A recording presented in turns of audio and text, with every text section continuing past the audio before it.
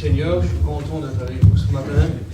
Je suis content d'être à la brillance ce matin au culte du Seigneur. Et j'aime pas que ce soit dimanche.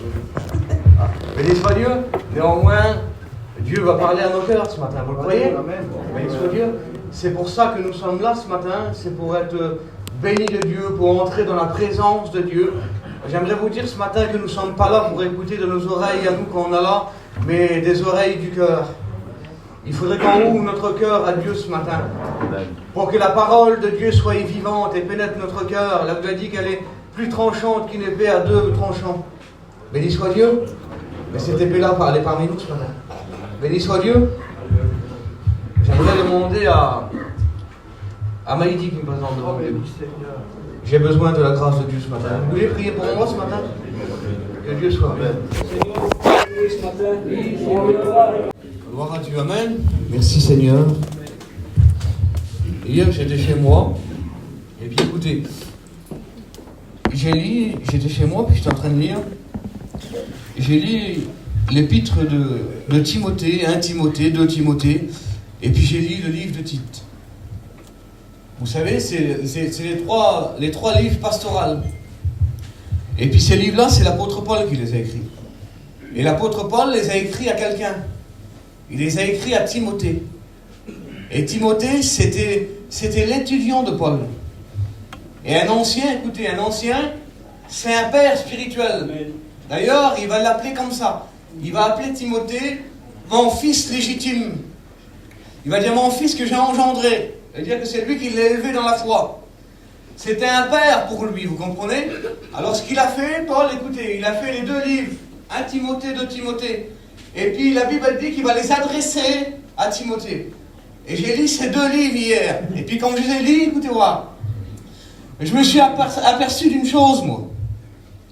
C'est que Paul, tout le long des 2 épîtres, là, il va lui faire des recommandations à Timothée. Il va lui dire des recommandations, il va lui donner des conseils à Timothée. Et si vous lisez les 2 livres, vous les voyez tout le long, les conseils qu'il lui donne. Il va lui donner des recommandations tout le long de son livre. Et puis j'écoutais, et puis on a dit que Paul me parlait, donc je lisais les 2 livres. Et puis je disais, Seigneur, et puis dans quel but que Paul fait ça? Dans quel but que Paul envoie des recommandations à Timothée? On va les voir, je les ai mis là. Pour une seule chose, il lui parle. Vous savez pourquoi? Pour qu'il garde ce qu'il a reçu de Dieu.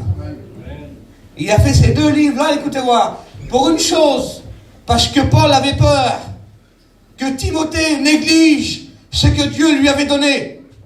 Alors Paul va lui parler. Vous voulez le voir ensemble, ce que Paul a dit à Timothée? Je pense, écoutez voir, les recommandations que Paul a fait à Timothée, là, je pense que ce matin, ils sont bons pour nous. Vous le croyez? Béni soit Dieu. Écoutez ce que va dire 1 Timothée 4 et au verset 14. Paul va dire à Timothée, Timothée, écoute, il va dire, ne néglige pas le don qui est en toi. Quelle beauté, Seigneur. Il va dire, surtout Timothée, ne néglige pas le don que tu as reçu en toi. Alors c'est quoi la négligence? La négligence, c'est ça, regardez, je l'ai mis là. C'est un manque de soin. C'est du laisser aller. C'est ça, hein? C'est un manque de soin. J'aimerais vous dire ce matin que nous devons prendre soin de ce que Dieu nous a donné. Nous devons prendre soin. Un jour, je vous explique ça, il n'y a pas longtemps, c'est à Romilly-sur-Seine, à la mission. Je passais avec un garçon étudiant avec moi, on marchait dans les campines, et puis je vois un garçon, écoutez, un rétrograde, qui est parti de la maison de Dieu. Il était là, puis il avait, vous avez vu le bout de bois qu'on met de la viande dessus, les tables, là? Il était là avec de l'huile, et puis un bout de chiffon. Et puis là, il était en train de l'astiquer, et puis il mettait tout son énergie dessus. Je dis, Seigneur, qu'est-ce qu'il fait? Mais il ne veut pas la nettoyer. Et puis j'arrive, je parle avec lui. Et puis quand je le regarde faire, en train de nettoyer le bout de bois là, je sais qu'il est parti de la maison de Dieu, moi. Je regarde sur lui, je dis, frère, et je dis, est-ce que tu astiques ton âme comme tu frottes le bout de bois là? Et puis il regarde sur moi et dit, non Seigneur, c'est pas comme ça du tout. Ben, je dis sur lui, tu ferais bien d'astiquer ton âme comme ça. Si tu prends toute l'énergie là, j'y pourrais astiquer ton âme devant Dieu comme ça. Et je dis, si Jésus vient, tu pars avec lui. Béni soit Dieu. C'est comme ça que nous devons faire, prendre soin de ce que Dieu nous a donné. Amen. Ne néglige pas le travail que Dieu a donné pour toi, j'ai dit. Ne néglige pas ta vie chrétienne. Ne néglige rien de ce que Dieu t'a donné ce matin. Et puis écoutez ce que dit Jérémie 48 et au verset 10. Il dit, maudit soit celui, écoutez, hein, qui fait avec négligence l'œuvre de l'Éternel. Il dit avec négligence. Ne négligeons pas ce matin, béni soit Dieu. Et j'ai mis là, ne pas négliger quoi? La prière, l'arme du chrétien, la puissance du chrétien. Jésus dit quoi, lui? Il dit priez, afin que vous ne tombez point en tentation. Nous devons prier Seigneur, c'est pour ça que nous sommes venus ce matin. Nous sommes venus l'adorer ce matin, béni soit Dieu. Et puis j'aimerais passer un petit peu. Écoutez ce que va dire Paul. 1 Timothée 1,5. La première des recommandations qu'il lui fait. On prend 1 Timothée, le livre de Timothée, la première des recommandations qu'il va lui faire, c'est ça. Le plus important, il va prendre directement le plus important. Il dit ça. Il va dire, Timothée, le but de la recommandation que je te fais aujourd'hui, là, écoutez, hein, c'est un amour venant du cœur. Quelle beauté, Seigneur. Il dit, c'est un amour venant du cœur. C'est pas un amour sur les lèvres. Mes frères, on peut dire à quelqu'un qu'on l'aime, mais le cœur aussi. Lui, il ne voit pas, puis il n'entend pas. Il peut entendre tes lèvres, il n'y a pas de problème. C'est pour ça que Paul dit ça. Il dit, le but que je te fais aujourd'hui, la recommandation, c'est que tu as un amour, mais pas venant des lèvres, venant du cœur. Quelle beauté, Seigneur. Amen. C'est le cœur qui compte. C'est pas les paroles, c'est pas la bouche. C'est le cœur qui compte. Dieu regarde la plus profondeur du cœur, la Bible dit. Amen. Béni soit Dieu. Et puis écoutez, c'est simple pour avoir de l'amour les uns pour les autres. Regardez le verset que j'ai mis là. Galates 5 et au verset 14. Il a dérangé quelques-uns celui-là, je vous le dis. Hein. Écoutez voir ce qu'il dit. Tu aimeras ton prochain comme toi-même. Ah Seigneur. Il y en a qui auraient voulu le prendre puis jeter directement celui-là. Ben oui, hein. Mais on ne peut pas le jeter ce matin. On le prêche avec force. Parce que écoutez-moi, j'aimerais vous dire, le fondement de l'Église, si l'Église encore elle subsiste aujourd'hui ici, là, c'est qu'il y a l'amour à la base. S'il n'y a pas l'amour à la base, il n'y a rien.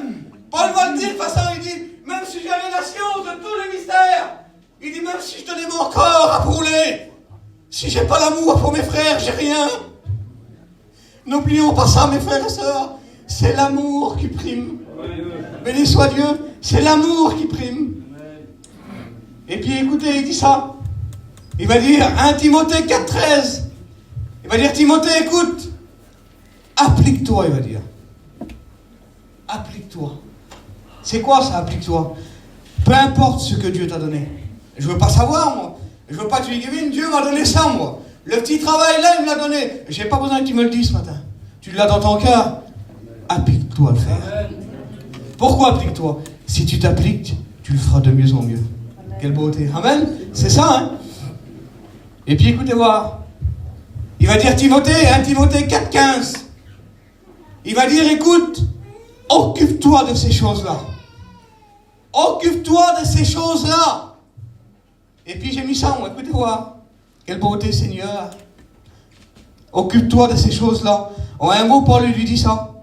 Mets toute ton attention dedans. Mets toute ton énergie. Et puis écoutez voir, Jésus va le faire, lui. Alors si Jésus sur la terre, il l'a fait, je vois pas pourquoi nous on le ferait pas ce matin. Je vois pas pourquoi nous, écoutez voir, on s'occuperait pas des choses de Dieu. Je vois pas pourquoi on le ferait pas, moi. Luc 2 au verset 49. Jésus va être là, écoutez voir, devant Marie et Joseph. Il va dire, vous ne savez pas, il va dire, qu'il faut que je m'occupe des affaires de mon Père. Jésus va le dire, lui. Est-ce que vous voulez vous occuper des affaires de Dieu ce matin? Eh oui, écoutez, j'ai mis ça là. Vous allez le voir. Esdras 10 au verset 4, il va dire ça. Il va dire, lève-toi, car cette affaire, il va dire, elle te regarde. J'aimerais te dire que l'œuvre de Dieu ce matin, elle te regarde. J'aimerais aller encore plus loin. L'œuvre de Troyes, de l'église de Troyes, elle te regarde aussi à toi. Ne se trompons pas, mes frères. Bien sûr, il faut les bergers, il faut les serviteurs de Dieu pour diriger l'église. Mais les chrétiens qui sont ici, que je vois là, l'œuvre de Troyes vous regarde aussi. L'œuvre de Troyes vous regarde aussi, mes frères et sœurs. Amen. Béni soit Dieu. Écoutez ce qu'il dit à Timothée. 1 Timothée 4,16. Il va dire, Timothée, veille sur toi-même. C'est quoi ça? Veille sur toi-même. C'est le témoignage. Pas possible ça, oui? C'est le témoignage. Et puis écoutez voir, Paillon disait ça, lui. Paillon. Il disait, votre puissance, votre force, chrétien, elle sera dans votre témoignage. Seigneur, elle sera dans votre témoignage, il dit. Et puis écoutez, j'ai mis un petit exemple, là, vous voulez? Amen. Quand on voit qu'écoutez-moi, la puissance de cet homme, elle était dans son témoignage. La puissance de cet homme-là, elle était dans son témoignage. C'est qui? C'est Daniel. Et vous allez voir la puissance qu'il avait. Je vous lis juste ça pour que vous compreniez. Daniel 6 et au verset 4. Alors les chefs, les satrapes, écoutez, cherchaient une occasion d'accuser Daniel. Donc ils m'ont dit quoi? Celui-là, là, écoutez-moi, on va essayer de trouver quelque chose sur son témoignage, on va le prendre, et puis on va l'amener devant le roi là-bas. Mais écoutez ce qui va se passer ici. Ils croyaient que c'était comme ça, eux. Mais écoutez ce qu'il dit. Ils essayaient d'accuser Daniel en ce qui concerne les affaires du roi. Mais la Bible a dit ça. Mais ils ne purent trouver, écoutez, aucune occasion ni aucune chose à reprendre. Pourquoi? Parce qu'il était fidèle. Amen. Quelle beauté. Quelqu'un de fidèle, on ne peut rien dire sur lui. On ne peut pas dire, toi, là, tu n'es jamais là. Comme on a besoin de toi, tu n'es jamais là. Non. Il était fidèle, la Bible dit. Et puis il dit ça plus loin, écoutez voir. Il était fidèle et qu'on a persévéré chez lui. Rien de mauvais. Quelle puissance de témoignage. Je ne sais pas si vous vous rendez compte. La Bible a dit qu'ils ont essayé. Ils ont dû entrer chez lui là, puis ils ont dû questionner même les autres. Qu'est-ce que tu sais sur lui là-bas, toi? Qu'est-ce que tu sais? T'as pas une petite faille à nous dire? Un petit truc qu'il avait fait, qu'il n'avait pas des fois? Tu peux pas nous le dire des fois? La Bible a dit même s'ils ont cherché, ils n'ont rien trouvé. Pourquoi? Parce qu'il était fidèle. Alors ils sont arrivés devant le roi là-bas, ils avaient la bouche fermée. Ben oui, quelle puissance de témoignage. Béni soit Dieu. Amen. Et puis écoutez voir, j'ai mis là. Il va dire, Timothée, si tu agis comme je te dis là, si tu écoutes les conseils que je te donne, écoutez bien, il dit ça. Il dit, en agissant ainsi, il dit, tu te sauveras toi tu seras sauvé, pas de problème. Mais il dit, pas juste toi. Il dit, tout celui qui t'écoute. Tous ceux-là qui vont t'écouter là, ils seront sauvés aussi. J'aimerais te dire, écoute-toi, ce matin là, il y a peut-être des foyers qui sont divisés ce matin là. Ben le mari, il n'est pas chrétien. Ben la femme, elle n'est pas chrétienne. Il y en a ce matin, je connais tout le monde. Je ne vais pas le faire le faux, hein, j'en connais. Il y en a qui, les hommes, ils ne sont pas chrétiens. Les femmes, ils ne sont pas chrétiens ce matin. Ben j'aimerais vous dire ça, écoutez-moi. Ton témoignage peut sauver ton mari. Amen. Quelle beauté. Ton témoignage peut sauver ta compagne qui n'appartient pas à Dieu. C'est pas juste des mots que je dis là ce matin. C'est la parole de Dieu qui me le dit. Béni soit Dieu. À toi la gloire, Seigneur. Et il va dire, Timothée, conserve-toi pur. C'est quoi ça? C'est la sanctification. C'est quoi? C'est la vie de tous les jours. C'est la marche de tous les jours. Et puis 2 Timothée 2:1, il dit ça. Être un vase d'honneur, sanctifié, utile à son maître. Qui veut être utile à Dieu ce matin? Béni soit Dieu. J'ai vu une sœur qui a levé la main. Quelle beauté. Béni soit Dieu. Amen. À toi la gloire, Seigneur. Il va dire à Timothée, écoute, Timothée, il faut que tu gardes la foi. Ah, il y en a peut-être qui est venu ce matin au culte et puis qu'ils n'ont plus la foi dans leur cœur. Il dit, Timothée, tu dois garder la foi. Pourquoi que Paul dit à Timothée, garde la foi? Pourtant, ils ne s'étaient pas ensemble, il envoie une lettre. Parce que Paul savait qu'il y avait des moments de découragement. Il savait que Timothée allait avoir des moments de découragement. C'est pour ça qu'il lui dit, Timothée, garde la foi surtout. J'aimerais vous dire ce matin, gardons la foi. Parce que Jésus revient. Il dit, quand je reviendrai-je, trouverai-je la foi? Si Jésus vient ce matin, s'il vient cet après-midi ou demain, qu'il trouve dans nos cœurs la foi ce matin. Béni soit Dieu. À toi la gloire, Seigneur. 2 Timothée 2:15. Il va dire à Timothée, écoutez, il va dire, Timothée, efforce-toi de te présenter devant Dieu comme un homme éprouvé, un ouvrier, va dire, qui n'a point à rougir. J'aimerais vous expliquer ce verset-là, vous voulez? C'est quoi un homme éprouvé? C'est un homme qui résiste à tout. C'est ça, hein? Amen. Oui? Écoutez, je dis ce que j'ai sur mon cœur, les frères. Il y en a des fois, là, c'est les anciens de l'église, il n'y a pas de problème.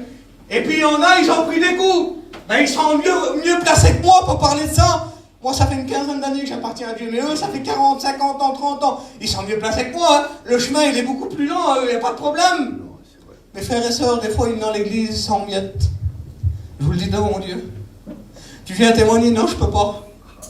C'est mieux. Non, je peux pas. Pourquoi? Bon, on connaît pas le cœur, mais on sait pas ce qu'il y a à l'intérieur.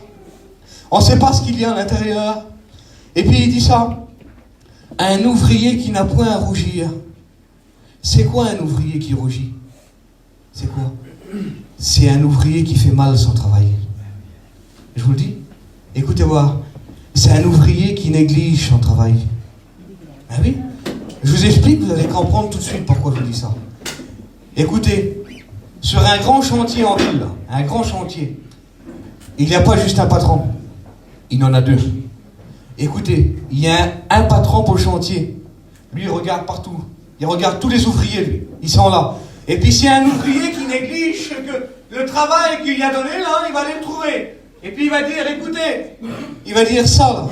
Ça va pas comme tu fais. Il faut que tu le fais comme ça. Écoutez, hein, il va aller le retrouver encore une deuxième fois. Il va dire, ça, ce que tu fais, là, ça va pas. Et puis, s'il n'écoute pas, vous savez ce qu'il fait? Écoutez ce qu'il dit. Hein. Les mots que je dis là, on les retrouve dans les chantiers aujourd'hui, il n'y a pas de problème. Il dit, si tu n'écoutes pas encore une fois, il dit, je te fais monter vers le grand patron.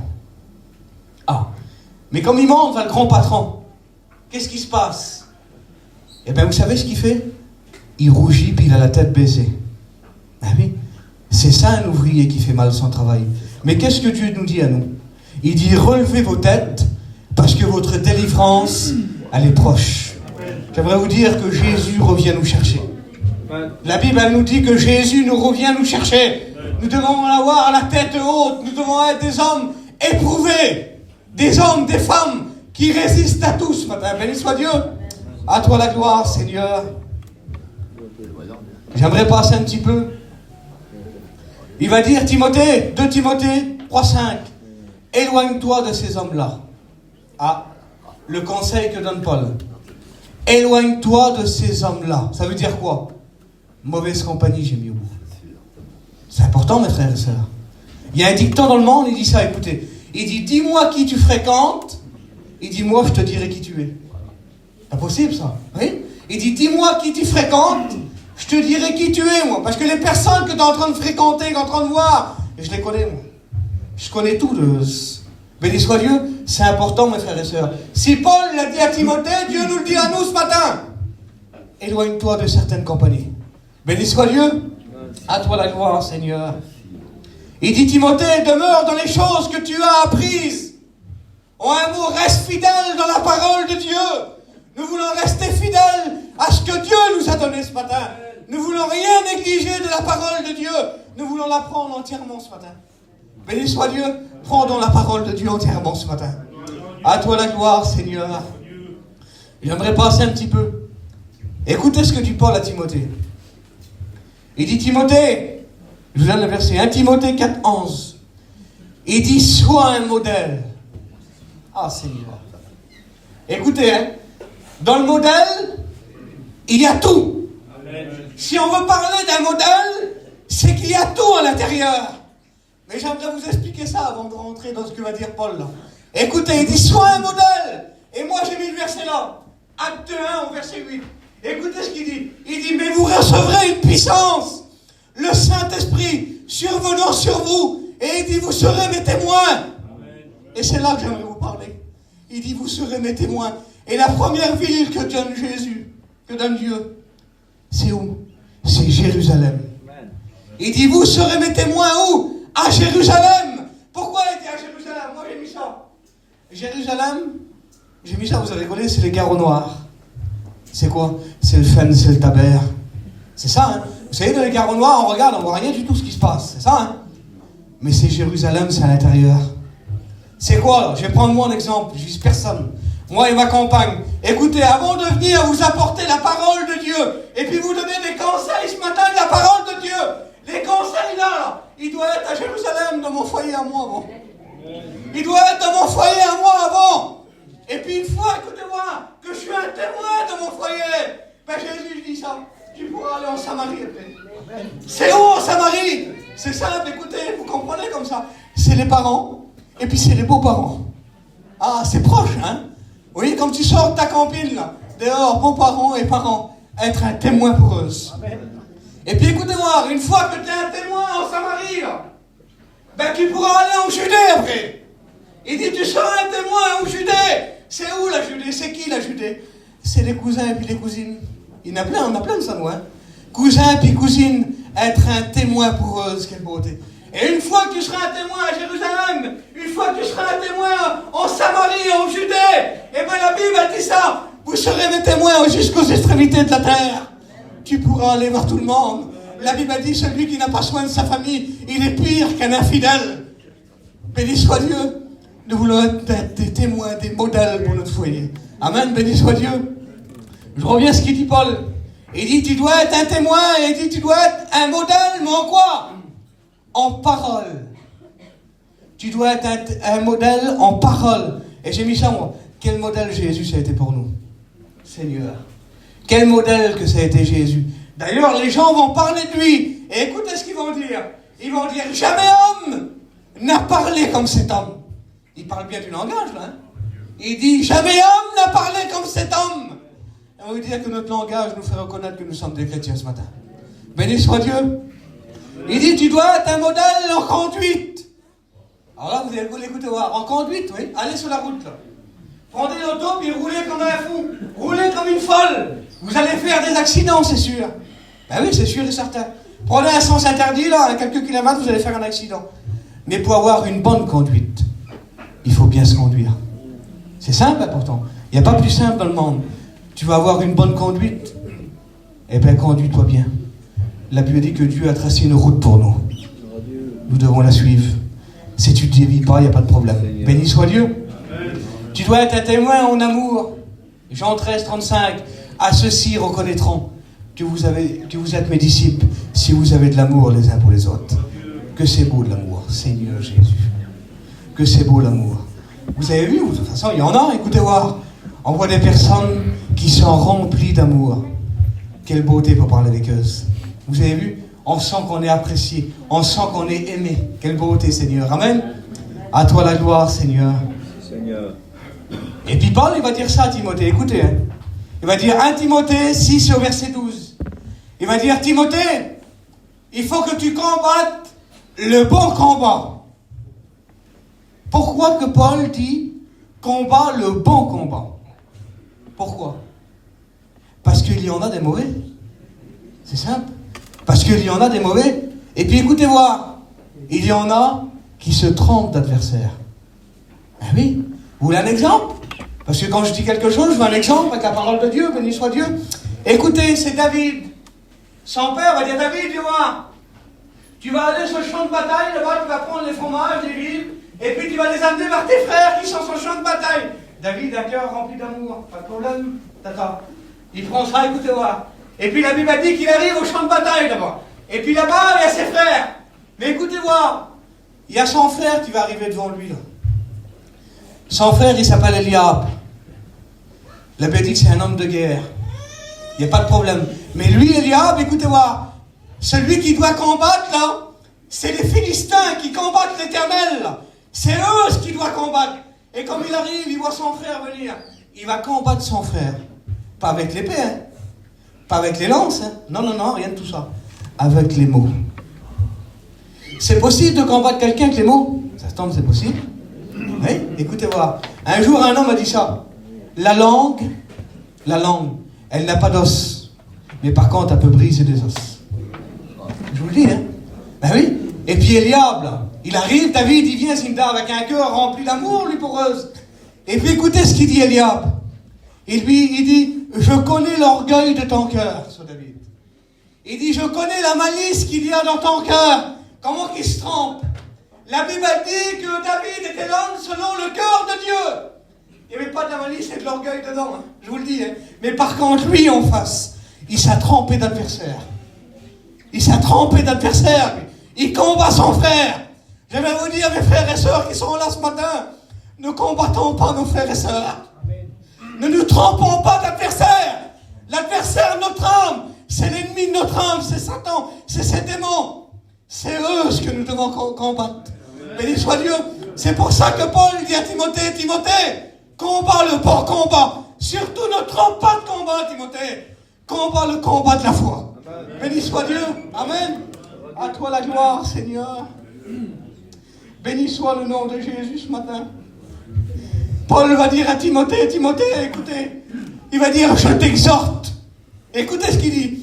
Je t'exhorte, Timothée, à ranimer, il va dire, la flamme qui est en toi. J'aimerais vous dire, chrétiens, ce matin qui sommes là, nous avons une flamme dans le cœur. Il y en a qui sont peut-être presque éteints ce matin. Vous savez quoi, on avait de la lumière avant dans la Bible? C'était avec de l'huile. L'huile nous représente le Saint-Esprit. Ce matin, si tu manques d'huile, le Saint-Esprit peut t'en donner. Béni soit Dieu, le Saint-Esprit est parmi nous ce matin, et puis il veut t'en donner. Écoutez ce qu'il va dire à Timothée. Timothée, il va dire ça, Seigneur, évite les discours vains. Ça, c'est important, non? Évite les discours vains. C'est quoi ça? Écoutez, voilà ce que j'ai mis, vous allez connaître. Parce que c'est une conversation que je ne peux pas supporter, qu'elle ne rentre pas dans moi. Alors je suis obligé de la mettre dessus, vous comprenez? Ben oui, je suis obligé. Les camions, les campines, écoutez voir, hein. La Chine, tout ça là. Mais écoutez voir, ça, je vous le dis, un jour, regardez, vous allez voir. Quand quelqu'un commence à parler de ça, c'est fini, on ne peut plus l'arrêter. Mais ça dure 20, 30 minutes, 40 minutes, 1 heure, tu peux rester 2 heures au milieu là, il y en a 5, 6. Il n'y a pas d'autre conversation, ça ne change pas. La Bible a dit ça. Qu'il dit, vous serez reconnus par rapport à votre langage. Amen. Paul, il dit quoi? Timothée, écoute, je vais te donner un conseil, Timothée. Les discours vains, qui ne servent à rien, qui ne feront pas dire de toi que tu es un homme de Dieu, évite-les. Jette-les sur le côté, là. J'aimerais te dire, frères et sœurs, quand vous montez dans une campine, les sœurs, je le dis aussi pour ma femme qui est là. Amen. Comme ça, je vise personne, pas d'autre femme. Ne parlez pas 1 heure des tapis par terre. Amen. Je vous le dis, c'est Dieu. Amen. Pourquoi je dis ça? Vous rigolez, mais pourquoi vous rigolez? Parce que c'est des choses qu'on vit, ça, aujourd'hui.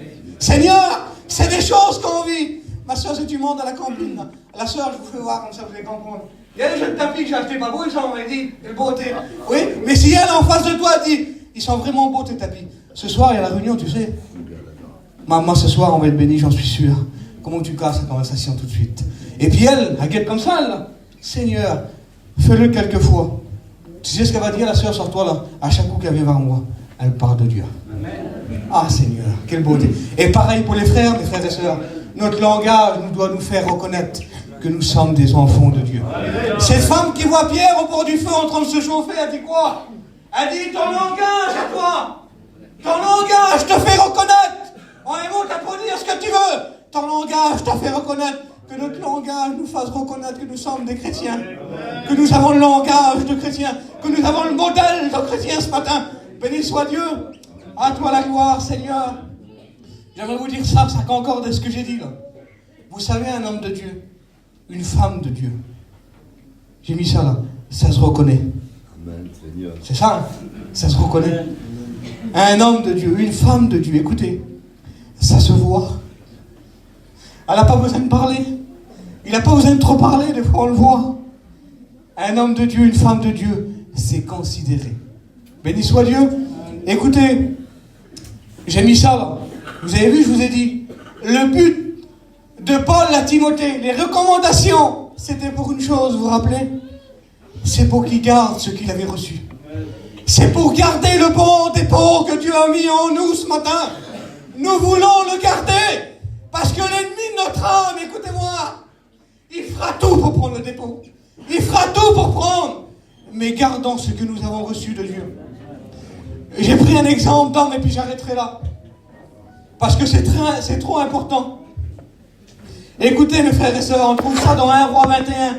Je vous le lis, vous allez comprendre pourquoi je dis ça. Pourquoi je vous dis de garder ce que Dieu a mis dans notre cœur.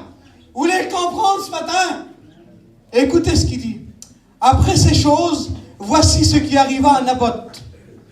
Vous connaissez l'histoire de Naboth? Vous avez écouté ce qu'il dit. Hein?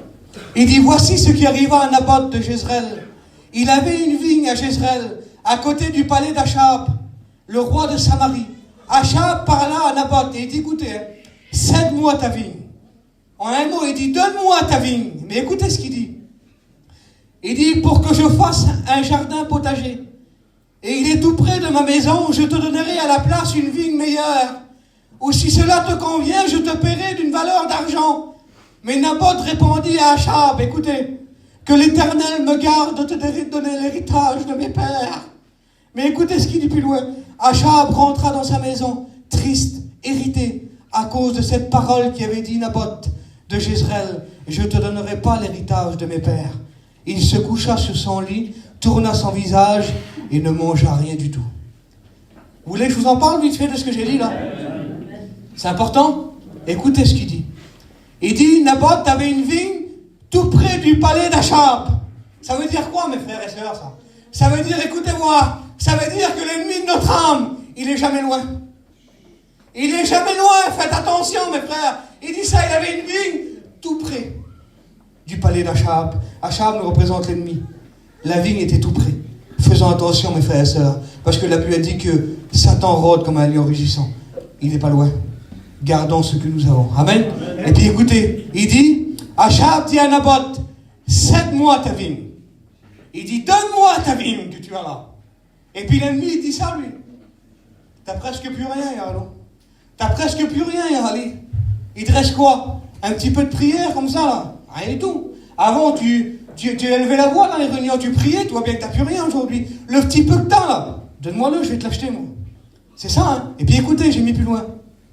Écoutez ce qu'il dit à Achab. Il dit, je te donnerai à la place une vigne meilleure. Écoutez, hein. Il dit, je te donnerai une vigne meilleure. Il veut nous faire croire, j'ai mis ça moi, il veut nous faire croire à nous, là, qui est meilleur que la paix de Dieu. Il veut nous faire croire à nous, là, qui est meilleur que le bonheur. Il veut nous faire croire ça à nous, lui. Mais la Bible dit qu'il est le père du mensonge. Mais écoutez, il y en a qui mordent dans ces mensonges. Il y en a qui croient ça, mes frères et sœurs. Et puis il dit ça. Alors il essaye avec la vigne meilleure, ça va pas. Il dit ça. Je te paierai en valeur d'argent si tu veux. Ah oui. Et puis il y en a, écoutez-moi, il y en a qui croient que l'argent a plus de valeur que ce que Dieu a mis en nous. Il dit ça, lui. Je te paierai en valeur d'argent. Moi, je te dis, Job dit ça, j'en parlais tout à l'heure. Il dit, jette ton or dans la poussière. Ça sert à rien, mes frères et sœurs. Jette ton or dans la poussière. Il dit, car le Tout-Puissant sera ton or et ton argent. Ça veut dire que la présence de Dieu dans nos cœurs, c'est notre richesse. C'est ce que nous devons garder. Amen. Et puis écoutez, Naboth dit, écoutez, à Achab, quelle réponse qu'il lui fait. Que ce soit la réponse qu'il y a dans nos cœurs ce matin, je vous le dis. Il dit ça. Il dit que l'Éternel me garde. Il dit pas moi, et il dit non, moi, je te donnerai rien du tout. Non, il met l'Éternel devant. Mettons Dieu devant, mes frères et sœurs.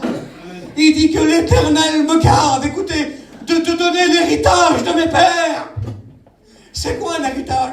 Fais comprendre. C'est ça, regardez. Allô, oui, monsieur flic, oui. Il y a quelqu'un qui est mort. Et puis il vous a tout laissé. J'aimerais vous dire qu'un jour, quelqu'un est mort. Sur la croix, là. Et puis il nous a tout laissé. Par sa mort, il nous a tout laissé. Il nous a laissé quoi? Il nous a laissé l'accès au ciel. Il nous a laissé la grâce particulière. Il nous a laissé le don de Dieu. Il a été le don de Dieu. Jean 3,16. Car Dieu a tant aimé le monde qu'il a donné son Fils unique. Quel héritage pour nous. Quel héritage que Dieu nous a donné, mes frères et sœurs. Et vous voulez négliger un si grand héritage, un si grand don de Dieu ce matin. Faites attention, mes frères et sœurs. Le palais d'Achab, il n'est pas loin. Gardons ce que Dieu nous a donné ce matin. Vous savez comment il faut repartir l'ennemi? Il faut faire repartir l'ennemi de notre âme ce matin. Mais comment? Comme Achab est parti. J'ai mis les points là, écoutez-moi. Achab rentra dans sa maison, triste. Quelle bonté pour lui. Triste. Il est rentré, écoutez, irrité, en colère. Et puis il dit ça. Il se coucha à terre. Il était par terre. Eh oui, écoutez-moi. Il dit, il détourna son visage. Il était découragé. Et puis il dit ça. Il ne mangea rien. Seigneur, pas le goût de revenir. J'ai mis ça moi. Pas le goût de revenir.